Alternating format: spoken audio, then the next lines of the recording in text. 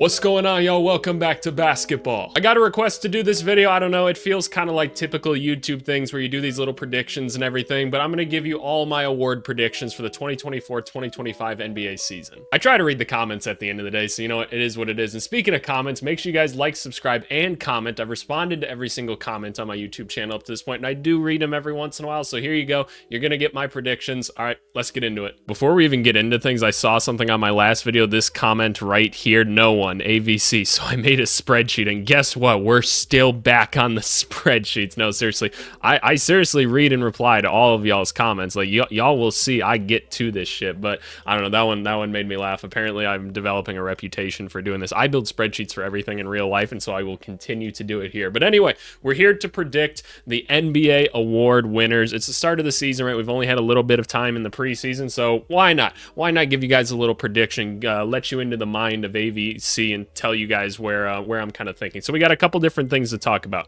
We've got MVPs, we've got Defensive Player of the Year, Sixth Man, Most Improved Player, and then Rookie of the Year. I've got the winner right up here on top. That's the top row. I've got my runner-up, and then I've got like my dark horse person. So I guess someone that maybe I'd put third, or maybe someone that people aren't expecting quite as much. I don't know. That's where I've got people lined up for the time being. I will be going through in more of a backwards reading format this way, but I am going to do all of the Rookie of the Year ones right away, just because, like, look, I just did the whole Rookie of the Year thing, but I wanted to still include it in this video. Go watch the video from yesterday if you haven't already, but without further ado, let's talk about Rookie of the Year. First person we got here is Terrence Shannon Jr. They fall into my dark horse or third place team, however you want to say that. I actually had a lot of people comment on the video yesterday saying, like, oh wow, like you got Terrence Shannon Jr. that far, because it's not even that people don't think he's talented. It's kind of the same thing for where we're putting like Stephon Castle and like Reed Shepherd, where they're like, there's a lot of good players on like the Timberwolves that could be ahead of this guy, and like realistically, like why wouldn't you picture those people ahead of a rookie? I mean, that's just where you would. I'm telling you guys, I think this guy is this good. I know they've got DiVincenzo, I know they've got McDaniels, and I know they've got Nickeil Alexander-Walker and like guys like that. Even Joe Ingles, right, is a good basketball player. That's how good I think that Terrence Shannon Jr. is. One of the things that I think about when it comes to Terrence Shannon Jr. in this season, and this is how good I think this guy is, Jaden McDaniels better. Like, he better have a better offensive season than he had last year, because I truly think Terrence Shannon Jr. could be a long-term option for them at the small forward spot. I think the scoring, defense, playmaking, like the ability to create his own shot, like I think it's all there. Like, I truly think he has a very complete basketball game, and you combine that with his very gifted athleticism, like, I don't know, man, like a dog like this type mentality around Ant. Like, don't get me wrong, McDaniels, like in his defense and everything, is still crazy elite. It's awesome, right? But I'm just saying, like, this guy's going to be a really, really good defender as well, at least from everything we've seen at like the college level and the film that I've watched. I think he's that good. Like, I truly think this guy can be that good. Next guy we got on the list, our runner-up, I have Zach Edey. And now I talked about in the last video, so I'm not going to go into extreme depth with this. I think Zach Edey's going to fall here in terms of anything but opportunity, right? Like that's what's going to put him into this spot, is he's going to have opportunity, whereas a lot of other rookies in this class just don't have it. They don't have a lot of opportunity. I mean, even like Reece Sachet, the #1 pick, not a guaranteed starter, right? Edey, most likely, I feel like at this point is gonna start. I mean, Gigi Jackson's already out, Vince Williams Jr.'s already out, so like those are two guys that I would have seen as potential starters for this team, and so I think they'd rather just move Jaren Jackson over to the 4 and start Edey. I personally, like I said, I think that there's a kind of a ceiling on Edey. I think he can be a nice NBA player. I wouldn't have even told you that necessarily like a year prior, but he improved a lot about his game and everything, and I'm never going to write off a 22-year-old. I mean, obviously I'm putting him here in Rookie of the Year runner-up, but no, I'm just saying, like, I don't expect him to be like some stud player or something like that, or like even a guaranteed starter on like a lot of teams. That's just not where I see his potential personally. I'll be rooting for him, but I think in opportunity alone this year, he's going to really have a chance to excel. So, and look, he's going to get rebounds and stuff like that, and he's going to block some shots. I mean, when you're that goddamn big, right? I mean, shit's just going to happen, right? So if he can set some good screens this year and just like be big, like, that alone might get you runner-up in this year's class, but, you know, some people always impress at the end of the day.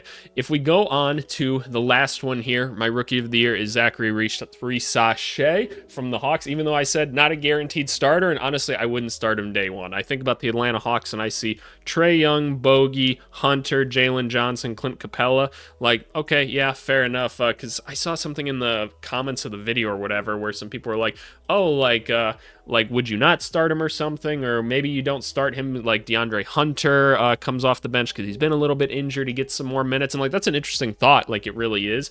I'm telling you guys from a coaching perspective, I'd feel weird doing that because DeAndre Hunter's been a pretty good basketball player over his career. So, like, it'd have to be very evident in practice that Reece Shea is better than Hunter for me to feel comfortable starting him. I'm just telling you that's how coaches are going to look at this because that's how players are going to see it. Otherwise, the team is going to be like, okay, why are they starting Reece Shea? Like, what are they trying to do with this? We know that Hunter's better, or we'd rather have Hunter out there. That's what the players will think. Like, I'm just telling you that's how it is. And then you start to lose confidence in the coach and stuff like that. So, Reece Shea is going to have to be like really good to start, at least in my opinion. But I think he's going to be a good player. And nonetheless, he's got good players around him early enough in his career because the Hawks have a very competent NBA roster, unlike a lot of these other rookies that are out there. So funny enough, these three are probably on the most competent teams of some of the rookies that like could be in contention for this award. So it's kind of an interesting correlation in that sense. But that goes a long way. It goes a long way. But anyway, let's start working through some of these other dark horse players. All right, we're on to the most improved category now, right? So when we're talking about most improved, I'm looking at guys that I think are going to take a leap this year. And I guess you have to, like, most improved can mean a lot of different things. I'm thinking like,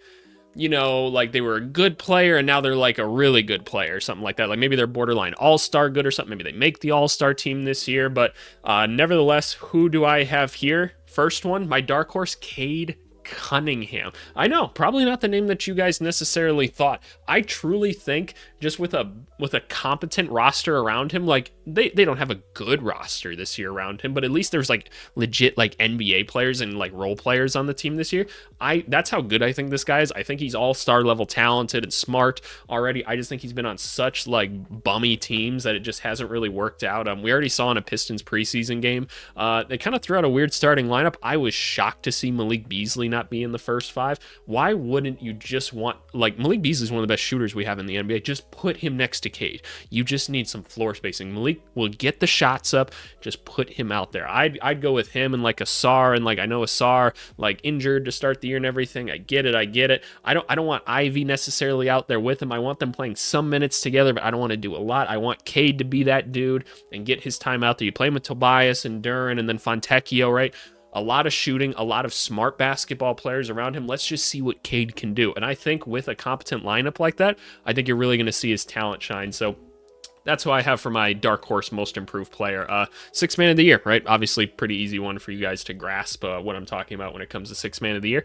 I've got CJ McCollum as my dark horse in this one. Funny enough, CJ McCollum's obviously been a starter for a long time. He had a very, very, very good basketball season last year. Like, very good. This Pelicans team is really good, though. And do you really need CJ in the first five for that Pelicans team? Like, wouldn't you rather probably go a different direction? Like, there's part of me that says, like, this is kind of the lineup that you throw out there. I think you go Murray. I think you throw either, like, Herb or Trey, one of those guys, some combination of those guys out there because they're just that good, right? You throw Brandon Ingram, Zion, and then I guess Tice at center. I've seen some people say they just don't play center, play Zion there. I don't agree with that necessarily at all, but I think CJ McCollum's at that point in his career where like he could gracefully move to the bench and just go get buckets for people, because like defensively, how much does he really like impactful at this point? But like he can still create his own shot, he can get to the rim, he's still slippery. Like maybe that's a good way to start winding him down and last him a little bit longer. But even though like last year he could get you 17, 18 points a game still on really, really good efficiency. So I'd like to have him be a backup point guard for this team, or a backup like scoring guard to kind of complement Alvarado, because Alvarado's not going to command a lot on offense. He's more so there to guard people on defense. So I think CJ McCollum could fall into a really nice role with that team. Moving on to Defensive Player of the Year, DPOY. This is who I have for my dark horse here. I've got Giannis. Don't ask me what's wrong with the picture. I don't know. I don't know why NBA.com did such a bad job photoshopping this stuff. I mean, I could have done a better job with that, but nonetheless, I think this is probably going to be the category that you guys are least surprised with, is DPOY. Giannis's defensive impact is still huge, just the things he's able to do. Hopefully they can start getting him back into like those help defensive spots again, where he can really just cover a lot of the floor, be a rim protector, things like that. I know that was a big conflict for them last year when they started the season before the Doc hiring. Like when Doc came on, their defense did start to improve a little bit and he started to straighten some things out. I mean, I fully expect Doc to get a lot of defense out of a team, and so I think with a full off season that we'll see that come back. So I fully expect to see Giannis back in kind of this DPOY position here, or at least conversation. I do think that there's two names that are just really hard to top when we're talking about DPOY, but obviously the defensive impact that Giannis has is just phenomenal. It's just phenomenal. And then MVP, my dark horse candidate here is Shai Gilgeous-Alexander. Shai, here's the thing. Like, we all know Shai's like an MVP level player in basketball. He's one of the best players we have in the league right now. He is one of the few unguardable players. I don't think there's a true way to guard him. I truly don't.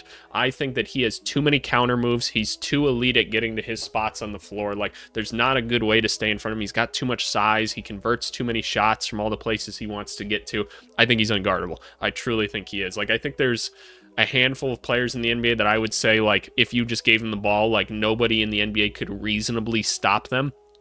Shai is one of those for me. And so I think between that and the fact that the Thunder, I have them as like my number one team in the West this year in terms of record and everything, that's going to help a lot in terms of MVP conversation. They'll say, hey, he's the best player and the best team right now, right? So I think it's hard to imagine a world where Shai isn't in that conversation. So yeah, we'll be looking forward to Shai this year. All right, my runners up now. Who are my runners up? We're going back to the most improved player again.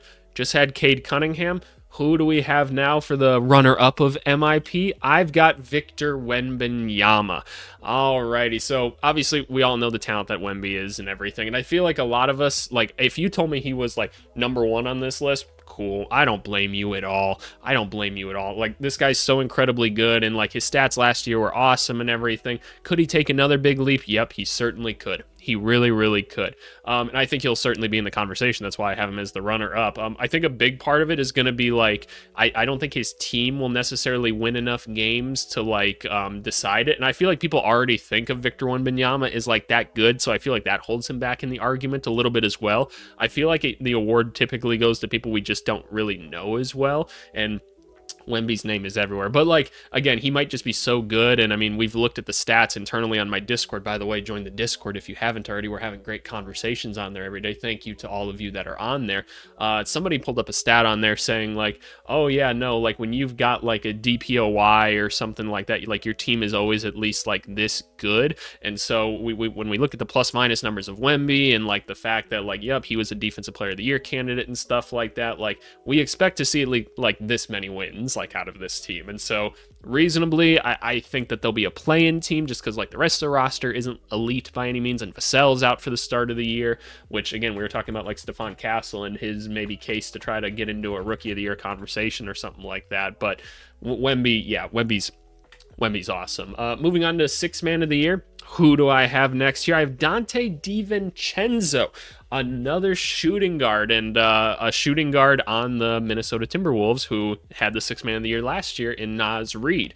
So I've got DiVincenzo on here because I went back and forth about it a lot. I think DiVincenzo's going to get a ton of burn with this team. I think both him and Terrence Shannon Jr., they're going to be in line for a lot of burn. Maybe Nickeil Alexander-Walker becomes a trade piece for them, but I was even talking with people and just saying, like, look, it's so hard to find, like, these wings and stuff like that, the 3-and-D wings. One, like, you could say, yeah, you could get a lot of value for them, but you might just want to hold on to them, right? Like, maybe you just do. But DiVincenzo, he's going to get a lot of opportunities to get his shots up. They're going to tell him you got green light. He was taking damn near like 10 threes a game last year and hitting a stupid percentage of them. So, like, I have no reason to believe he won't be able to do that this year. Now, do they have somebody like Jalen Brunson that's that hard to guard? I mean, Anthony Edwards isn't the offensive powerhouse that Jalen Brunson is, but I think nonetheless, I mean, from the little bit of preseason basketball I saw, I'm like, okay, they already got him in some pin downs and some floppy actions and everything. Like, they've got the basics down. By the later parts of the year, I could see him getting really involved, really creative, and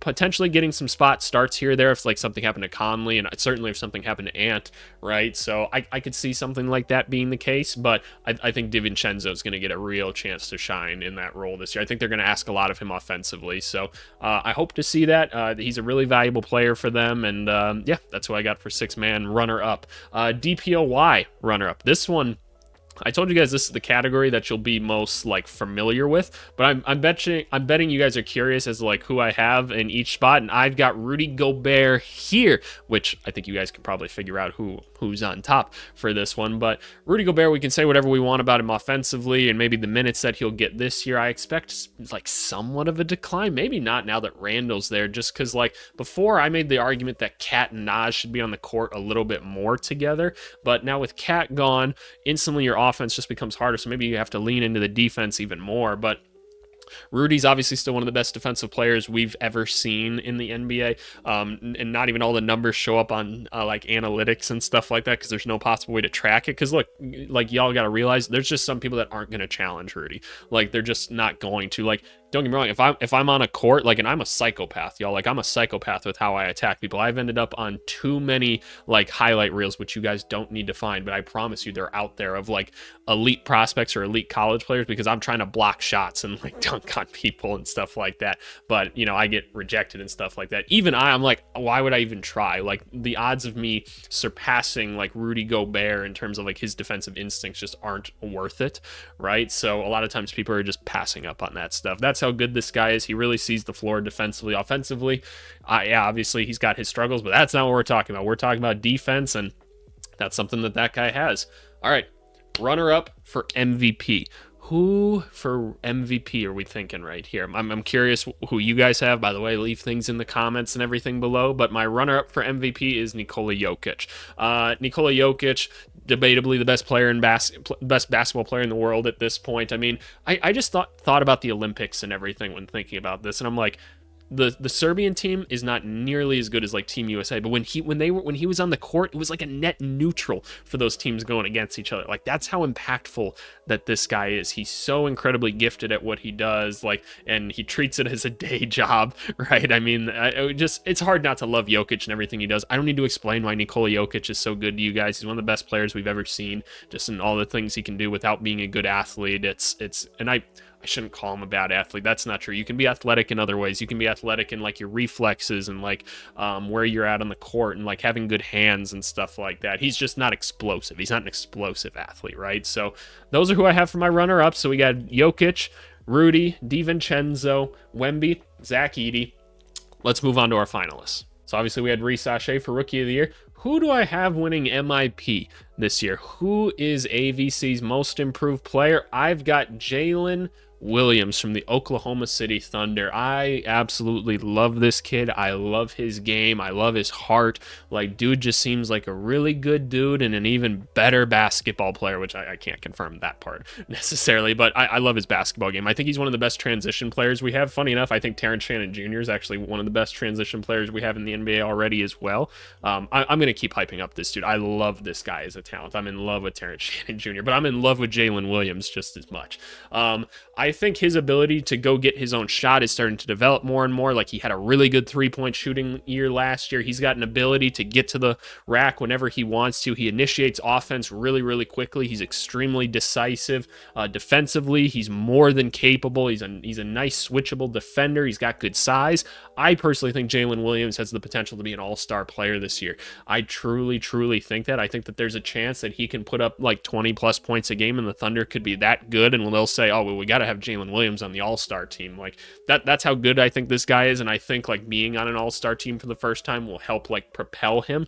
So that's kind of the bank that I'm putting on with this one. But man, is his game fun to watch, man. Like, the energy that he plays with, again, the finishing ability, the athleticism, just the attitude that he plays with. There's so much hustle, and it's just so downhill in how he plays. Like, I'm so excited to see more Jalen Williams this year. I'm going to be watching a lot of Thunder games this year.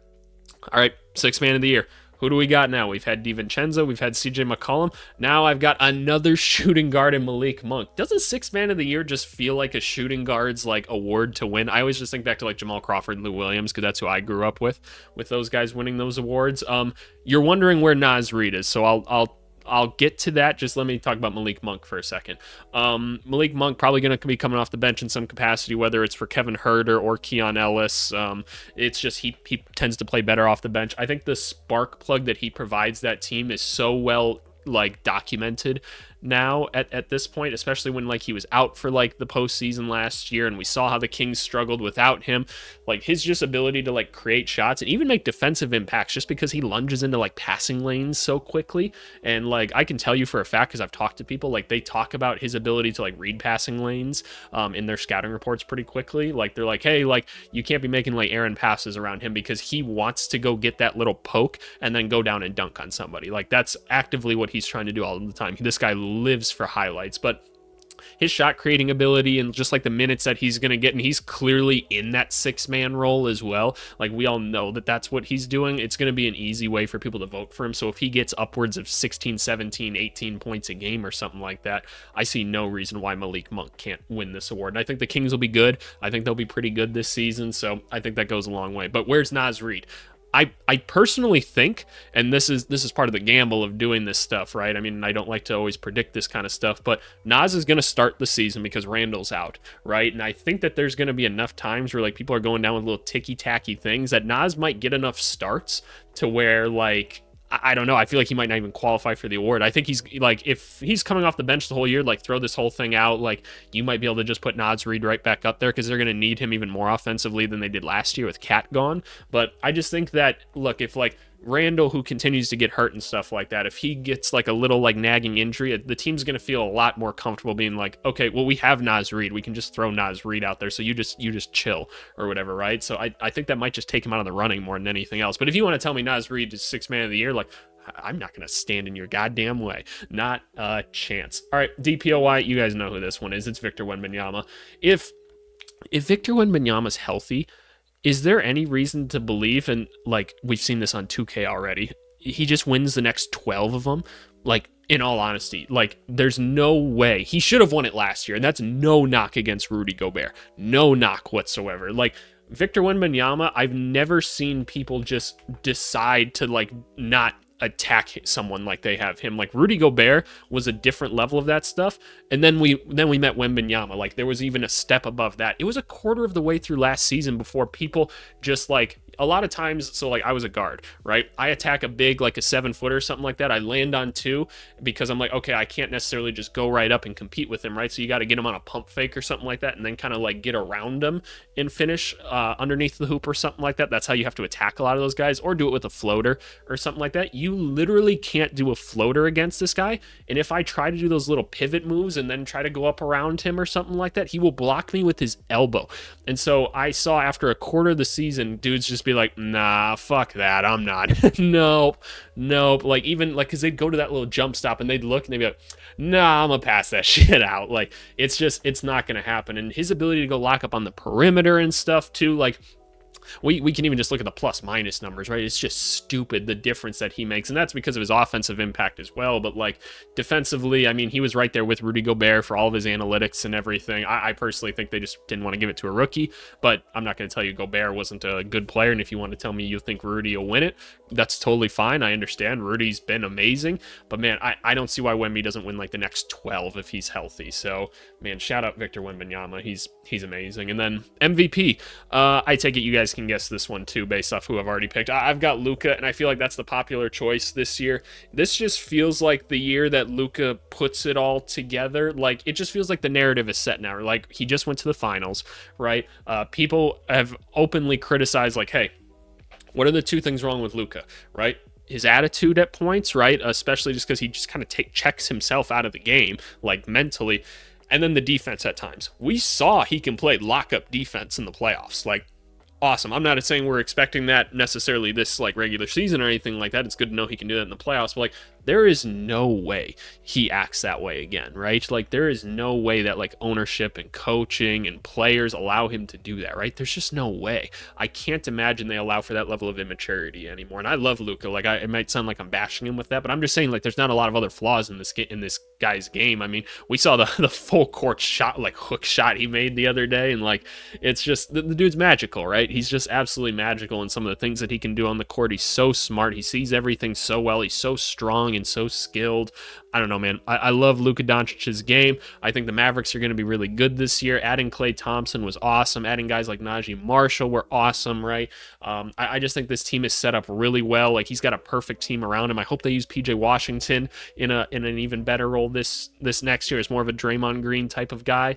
But man, no, I absolutely loved Luka. So a recap of my award winners in terms of predictions. MVP, Luka Doncic. DPOY, Victor Wembanyama. Sixth Man of the Year, Malik Monk. Most Improved Player, J-Dub, Jalen Williams. And Rookie of the Year, Zachary Reese-Sachet. And this is where I hand it over to you guys. You guys let me know what you think down below. I'm very, very curious. This is obviously open for debate at all times. Just make sure you keep it respectful with everyone else in the comments. Other people are allowed to have opinions, and that's how you learn from them. And if you're going to be a dick about it, then I'll hide you.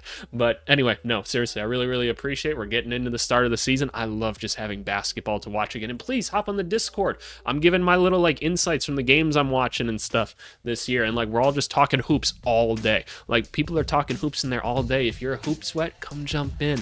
But anyway, we'll talk to you guys later. Thanks so much. Bye.